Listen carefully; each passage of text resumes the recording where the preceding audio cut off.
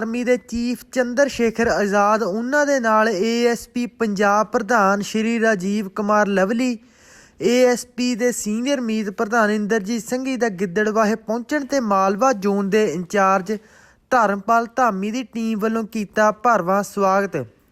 ਇਸ ਮੌਕੇ ਅਸ਼ੋਕ ਕੁਮਾਰ ਮਹਿੰਦਰਾ, ਜੀਤ ਸਿੰਘ ਪ੍ਰਧਾਨ, ਸੁਖਵਿੰਦਰ ਗੁਰੂ ਜਨਰਲ ਸਕੱਤਰ ਏਐਸਪੀ ਪੰਜਾਬ, ਤਰਸੇਮ ਗਿੱਲ ਵਾਈਸ ਜ਼ਿਲ੍ਹਾ ਪ੍ਰਧਾਨ, Pinky Nooniwal, Deepak Kumar, Bhim army youth club Gidderbaha वालों लवाई हाजिरी। गिद्दड़बाहा पहुंचे हो, की कहना चाहोगे?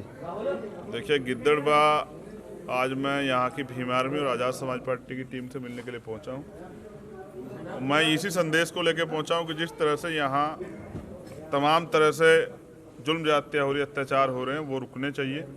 जो हमारे लोगों की मांगे हैं, जैसे पोस्ट मैट्रिक स्कॉलरशिप का एक मामला चल रहा है, भीम आर्मी के लोग उसमें आंदोलन कर रहे हैं, वो छात्रों से जुड़ा मामला है। सरकार को, स्टेट सरकार को उस पर ध्यान देना चाहिए। और सबसे ज़रूरी जो है वो संदेश ये है कि किसान आंदोलन चल रहा है। ये किसान आंदोलन इस देश की रखवाली के लिए आंदोलन है, क्योंकि अगर किसान और मजदूर का, क्योंकि जो वो बिल्कुल भाईचारा है उनका साथ है, अगर किसान का कमज़ोर पड़ जाएगा तो देश कमज़ोर पड़ जाएगा।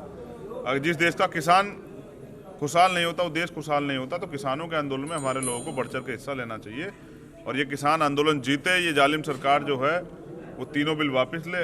इस लड़ाई को हम मजबूत करने के लिए ज़मीनी लेवल पे अपने लोगों के बीच पहुंचे। सर, लोक राज 'ਚ सरकार देखो टस तो मस नहीं हो रही, लोगों ने सरकार चुनी जाती है, पर फिर भी सरकार टस तो मस नहीं हो रही, की कहना चाहोगे? देखिए, पहली बात तो लोगों को तमाम तरह के झूठ बोल के जो है सरकार आई थी, झूठे राष्ट्रवाद और धर्म के नारों पे सरकार आई थी। आज लोगों को पता लगा इनकी जो सच्चाई है वो जनता के सामने आ रही है, और ये जिन लोगों ने बनाई है वही लोग जो है सरकार को बदल देंगे। लेकिन लोकतंत्र में जनता की सुनवाई होती है, जनता की बात होती है, लेकिन ये सरकार हठधर्मी कर रही है, तानाशाही कर रही है। लोकतंत्र में तानाशाही नहीं चलती, लेकिन यहाँ आरएसएस भाजपा के जो लोग हैं वो गुंडाई कर रहे हैं। इस गुंडाई का अंत जो है वो बहुत जल्द होगा। ਜਿਹੜੇ ਕੇਂਦਰ ਸਰਕਾਰ ਹੈ ਉਹਨਾਂ ਵੱਲੋਂ ਜਿਹੜੇ ਸੰਵਿਧਾਨ ਨਾਲ ਵੀ ਛੇੜਛਾੜ ਕੀਤੀ ਜਾ ਰਹੀ ਹੈ, ਕੀ ਕਹਿਣਾ ਤੁਹਾਡਾ ਜੀ? देखिए, पहली बात तो ये है कि भारतीय संविधान को आरएसएस और भाजपा के लोग पसंद ही नहीं करते हैं, लेकिन ये देश भारतीय संविधान से ही चल रहा है और भारतीय संविधान से चलेगा। तो ये झूठ कहता है जनता के बीच में कि हम संविधान का सम्मान करते हैं। ये संविधान को बदलना चाहते हैं, इस देश को हिंदू राष्ट्र बनाना चाहते हैं। और हिंदू राष्ट्र में ये जो गरीब, दलित, पिछड़े वर्ग के जो लोग हैं, इनको जो है, जो इनका बेसिक काम पहले संविधान से पहले इनको देकर इनके ऊपर अत्याचार किया जाता था, वही काम इनसे करवाने के लिए लेबर क्लास बनाने का इंतजाम किया जा रहा है, इनके हक छीनने का प्रयास किया जा रहा है। भारतीय संविधान देश के प्रत्येक व्यक्ति को बराबर के अधिकार देता है, और वो अधिकार इनसे हम छीनने नहीं देंगे। तो संविधान की सुरक्षा जो है वो भीम आर्मी करेगी। देशवासियां खार करके बहुजन समाज के लोगों को की मैसेज देना चाहते हो?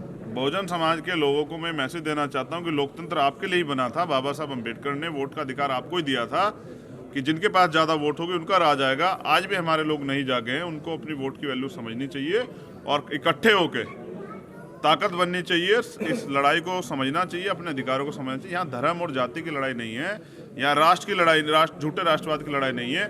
जाति की वजह से तो यहाँ सिर्फ शोषण होता है।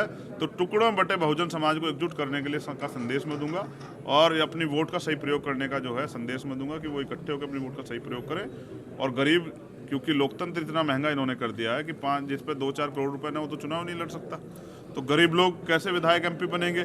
गरीबों का भी अधिकार उतना ही बैठता है जितना अमीरों का है।